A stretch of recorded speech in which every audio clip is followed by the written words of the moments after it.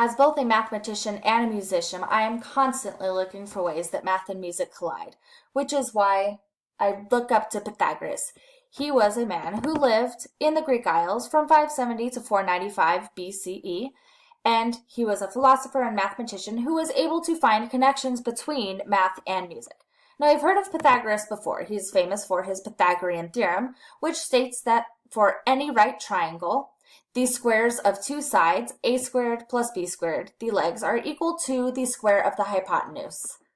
But what does this guy have to do with music?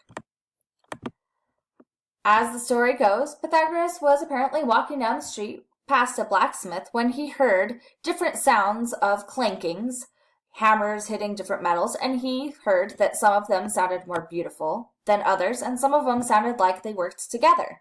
So this got him wondering, what makes these sounds higher pitched or lower pitched or more pleasing to the ears? And so he started his musical discovery.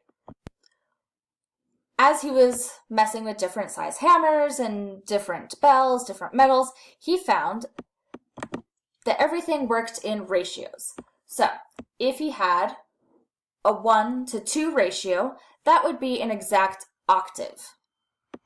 The octave would sound like this.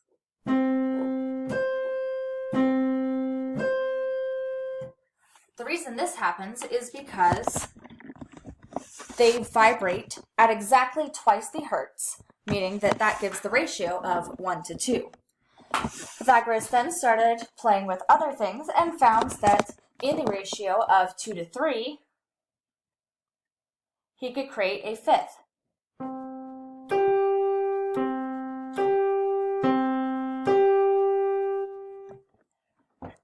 You can see on the picture the different ratios of the different music. He also found that there were certain sounds that were unpleasing and considered to the Greeks demonic. Such sounds would be, when played together,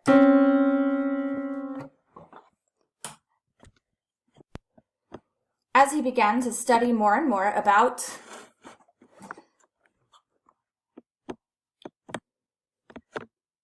these different ratios and how they applied to music, he then came across what he calls, or is now known as, the circle of fifths, which is used in music for tuning, for scales.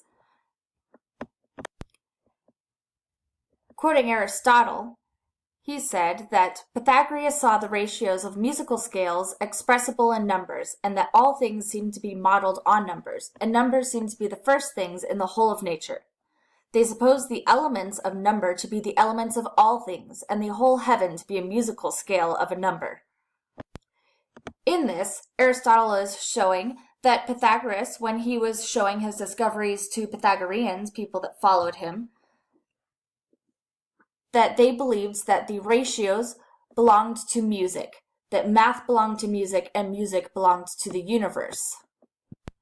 Pythagoras had many followers that were following all of his teachings. They were called Pythagoreans, and you can see a picture of him teaching them. And then also on the left is a tablet of Pythagoras showing how his music and the ratios fit together.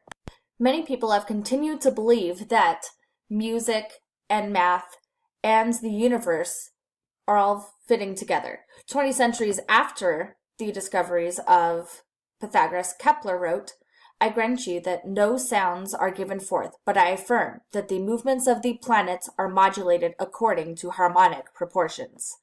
You can even see such proportions in modern-day architecture. The most direct statement about architecture comes from the Renaissance architect Leon Battista Alberti, saying that I am convinced of the truth of Pythagoras' saying that nature is sure to act consistently. I conclude that these same numbers, by means of which the arrangement of sounds affects our ears, will delight are the very same of which please our eyes and our minds. So this does leave the question to, was Pythagoras really onto something, and do these ratios and do these proportions have more to do with the universe than just our ears, or even just our eyes?